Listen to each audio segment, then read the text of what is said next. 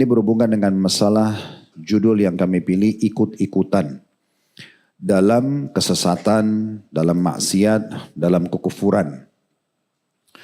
Tentu landasan hukum kita adalah hadis-hadis Nabi SAW yang mulia, yang melarang kita untuk menyerupai satu kaum.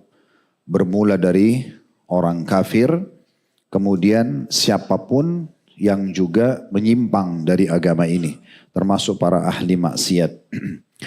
Kata Nabi SAW dalam hadis yang masyhur riwayat Ahmad, riwayat Abu Dawud, man tashabbaha biqaumin fahuwa minhum. Siapa yang menyerupai satu kaum, maka dia termasuk bagian dari mereka.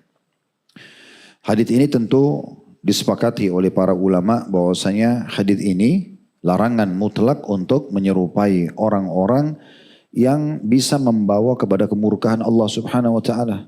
Menyerupai misalnya syiar-syiar agama orang-orang non-muslim. Makanya Ibnu Abbas radhiyallahu anhu mengatakan dan menafsirkan firman Allah Subhanahu wa taala surah Al-Fatihah akhir sekali ayatnya, ghairil maghdubi alaihim waladdallin. Setelah tentu dimulai dari awalnya ihdinas siratal mustaqim, tunjukkanlah kami jalan yang lurus, siratal ladzina an'amta alaihim, jalan orang-orang yang telah engkau berikan nikmat pada mereka, maksudnya Nabi SAW dan para sahabatnya, para pengikutnya yang setia. Ghairil maghdubi alaihim, bukan orang-orang yang engkau murkahi, kata Ibnu Abbas radhiyallahu anhu, tafsirnya adalah orang-orang Yahudi. Karena mereka mau tahu kebenaran tapi mereka menolaknya. Karena Allah bercerita dan menyampaikan tentang orang Yahudi, ya'rifuna kama ya'rifuna abna'ahum. Mereka sangat mengenal Nabi SAW sebagaimana mereka mengenal anak-anak mereka. Karena sangat rinci dalam kitab mereka tentang ciri Nabi SAW. Begitu juga waladdallin, bukan orang-orang yang sesat. Kata Ibnu Abbas dalam tafsir beliau adalah orang-orang Nasara karena mereka mau mendakwakan agama Allah, tapi mereka keliru karena mengatakan Allah memiliki anak atau Isa alaihissalam bahkan adalah Tuhan dalam sebagian pendapat mereka. Maka di sini kita tidak boleh menyerupai mereka dari sisi terutama berhubungan dengan masalah agama-agama mereka. Tapi kalau hal-hal yang sifatnya duniawi, misalnya ada bangunan yang bagus dibangun oleh orang non-muslim dan kita melihat bangunan itu bukan tempat ibadah. Bangunan mungkin karena mengikuti teknologi sekarang, arsitektur yang canggih misalnya, atau mungkin sekarang peralatan-peralatan yang kita gunakan untuk pendidikan, ya, dan yang kita sudah tahu sekarang ada handphone, ada laptop, segala macam, ini semua tidak masalah. Tetapi kalau sudah masuk kepada takus, ya, atau syiar-syiar agama mereka, maka tidak dibolehkan. Ya. Begitu juga tentunya ada hadis Nabi SAW yang lain, laisa minna man tashabbaha bi ghairina. Bukan termasuk golongan kita atau golongan kami siapa saja yang menyerupai selain kami. Hadis riwayat Tirmidzi. Sampai Nabi SAW memerintahkan para sahabat menyelisihi tata cara sisirnya orang-orang Yahudi pada saat di kota Madinah, gitu ya, dan menyerupai atau meninggalkan hal-hal yang menyerupai mereka. Gitu. Begitu juga ada pendapat Ibnu Taimiyah rahimahullah yang menanggapi hadis ini, mengatakan bahwasanya anna musyabaha fil umuri dhahira tawarat tanasuban atau turithu tanasuban wa tashabuhan fil akhlaq wal a'mal wa lihadza nuhina an musyahabatil kuffar. Kata Ibnu Taimiyah rahimahullah, sungguhnya larangan di sini untuk menyerupai satu kaum itu yang nampak adalah karena nanti akan membawa pada penyerupaan. Ya, karena kita mengidolakan atau kita mencontoh, jadi kita jadi penyerupaan dari akhlak dan perbuatan-perbuatan. Dan karena itulah kita dilarang untuk menyerupai mereka. Hadis ini juga teman-teman sekalian beranjak dan dipegangi oleh para ulama bila ada orang yang mengikuti pelanggaran-pelanggaran dalam agama, baik itu dari sisi orang muslim atau non-muslim. Sebagai contoh misalnya, banyak orang Islam yang bertato. Ya. Tato bukan bagian dari Islam. Bahkan kita tahu dilarang dalam Islam. Nanti akan saya bacakan hadisnya sebentar lagi. Kalau teman-teman yang hadir sini kebetulan bertato, tidak usah merasa tersinggung dengan ini. Bahkan ini sebuah ilmu, di mana Anda jadi tahu, oh ternyata ini nggak boleh ya dalam Islam. Karena kita lihat banyak di antara kaum muslimin sekarang, begitu mereka beranjak dewasa, maka apalagi kalau jauh dari agama, larinya kepada hal-hal seperti ini. Penuhlah badan itu dengan tato sebenarnya, padahal badan ini amanah dari Allah Subhanahu Wa Taala. Allah juru kita rawat. Kenapa Allah beri kita rasa gerah, dan pada saat kita mandi kita segar, supaya kita menjaganya. Ya, Allah Subhanahu Wa Taala memerintahkan dalam syariat untuk bersiwak, ya, untuk berwudu, untuk mandi, untuk cebok. Semua itu menandakan kita harus menjaga jasad ini, bukan merusaknya, bukan menyakitinya, ya, bukan mengubah ciptaan Allah Subhanahu Wa Taala. Bahkan jadi jenazah pun kita tahu, ya, dimandikan, dikafani, semua itu karena ingin merawat apa yang Allah amanahkan ini. Ya, nggak boleh sama sekali orang sengaja merusak jasadnya. Ya, apapun yang dikerjakan, apalagi kalau sampai membunuh dirinya, ini sudah pernah kita bahas dalam masalah tidak boleh membinasakan diri, ya. Dulu kita pernah bahas masalah ugal-ugalan waktu itu. Ada hadis Bukhari berbunyi, kata Nabi SAW, atau dikatakan ini dari hadis seorang sahabat menukil hadis Nabi SAW dalam hadis Bukhari, nahan Nabi SAW an thamanil kalb. Nabi SAW melarang jual beli anjing. Karena anjing haram untuk dikonsumsi, nggak boleh juga ditransaksikan. Dan pendapat jumhur ulama, Imam Malik, Imam Syafi'i, Imam Ahmad mengatakan mutlak. Semua anjing nggak boleh ditransaksikan. Imam Abu Hanifah rahimahullah punya pendapat tersendiri khusus masalah anjing berburu. Karena dalam surah Al-Ma'idah dibolehkan menggunakan jasa anjing berburu. Al-Ma'idah surah nomor 5 di ayat nomor 4-nya, gitu ya. Maka beliau mengatakan khusus anjing ini dikecualikan. Tapi intinya secara umum larangan Nabi SAW tidak boleh orang transaksi anjing karena hukumnya haram. Kemudian dikatakan wasamanid dam, dan juga nilai dan jual beli darah. Kita kalau donor ya donor saja, gitu kan. Kalau darah ini biasanya orang jual beli untuk dikonsumsi, kecuali memang yang dihalalkan dalam agama seperti hati, ya, itu dari gumpalan darah misalnya, nah itu berbeda. Tapi secara umum darah nggak boleh ditransaksikan. Kemudian juga wanaha anil washimati wal mustaushimah, ya, atau al washimati wal maushimah, yang artinya, dan juga Nabi SAW melarang untuk bertato atau mentato ataupun ditato. Ini jadi saksi bahasan kita. Kemudian wa akilir riba, dan memakan riba, wa mukilihi, dan juga, ya, orang yang makan yang transaksi riba menyiapkan fasilitasnya, atau orang yang memakan riba itu.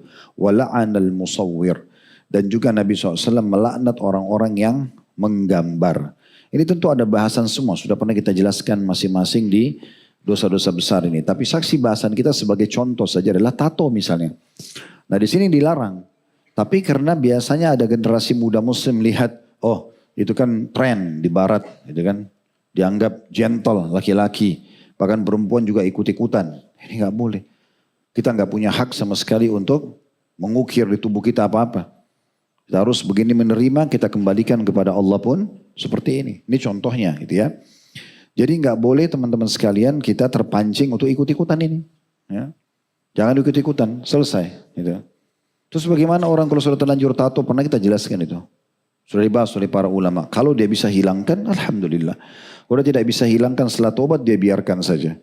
Ya, sambil dia taubat kepada Allah Subhanahu Wa Taala, dikhawatirkan kalau dia menghilangkan malah merusak. Ya, tapi sebenarnya inti hukumnya dilarang oleh Nabi SAW. Jadi nggak boleh hanya kena tren-trenan kita ikut-ikutan sama orang. Karena itu dilarang oleh Nabi SAW.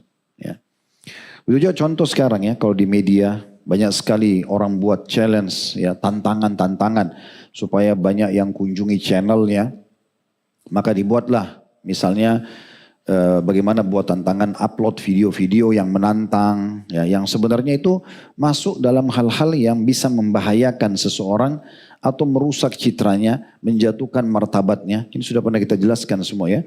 Jadi nggak boleh seseorang sengaja menghinakan dirinya, ya, menjatuhkan martabatnya, tidak boleh. Tapi mereka banyak generasi muda muslim ikut-ikutan. Padahal tidak boleh sama sekali.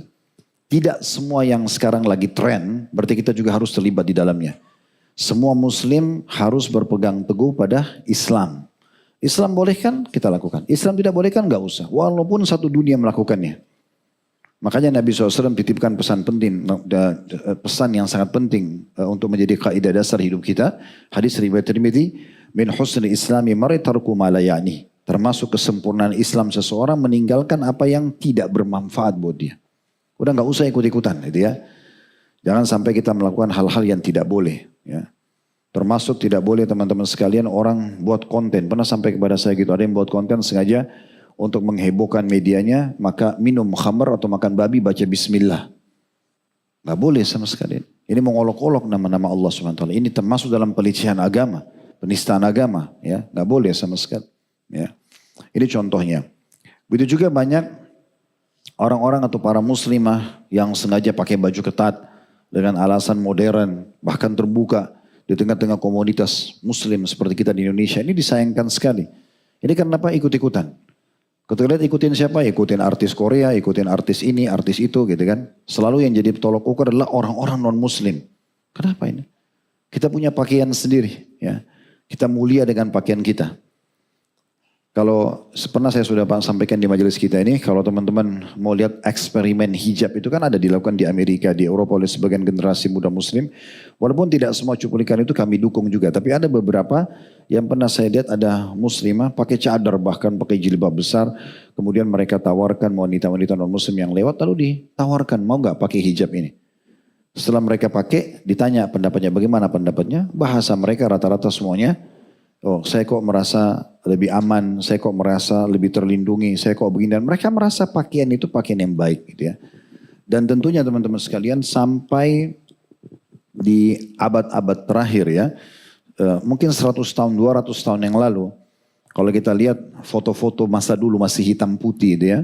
Saya lihat beberapa cuplikan foto-foto masa itu. Bahkan di Eropa, di negara-negara yang di Amerika itu pakaian perempuan masih pada tertutup semuanya. Sekarang malah yang banyak terbuka gitu ya. Malah laki-lakinya yang tertutup sekarang. Pakai jas, pakai dasi tertutup semua. Cuma leher ke atas yang terbuka dengan telapak tangan. Ini terbalik ini. Ya. Perempuannya malah yang bolong sana sini gitu kan. Sementara Nabi SAW mengatakan, Sinfani min ahlin nari lam arahuma qawmun ma'hum siyatun ka'adnabil baqari yadribuna bihan nas wa nisa'un kasiyatun ariyatun mumilat ma'ilat ru'usuhunna ka'asnimatil bukhtil ma'ila. Bukhtil ma'ila la yadkhulna al-jannata wa la yajidna riha wa inna riha la yujadu min masirati kada wa kada. Ada dua golongan kata Nabi SAW yang belum pernah kulihat. Maksudnya di masa hidup Nabi belum ada. Yang pertama satu kaum yang memiliki cambuk seperti ekor sapi untuk memukul manusia. Ini sudah pernah kita jelaskan ya. Sebagian pengawal-pengawal orang yang menjabat zalim terhadap masyarakat.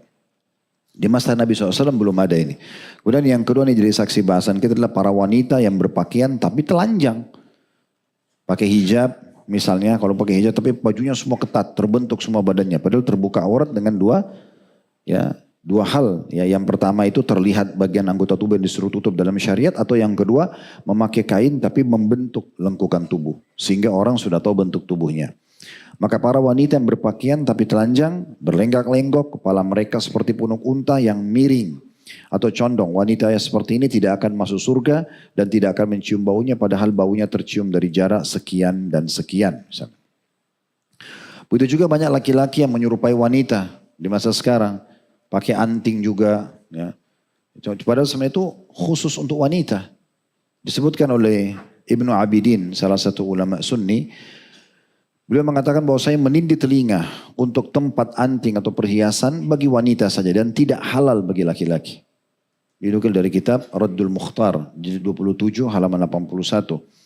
Dan sekarang kalau wanita menindih kupingnya tidak ada masalah. Atau menindih titik-titik yang mungkin itu memang di wilayah itu dikenal sebagai sesuatu keindahan bagi mereka. Ya.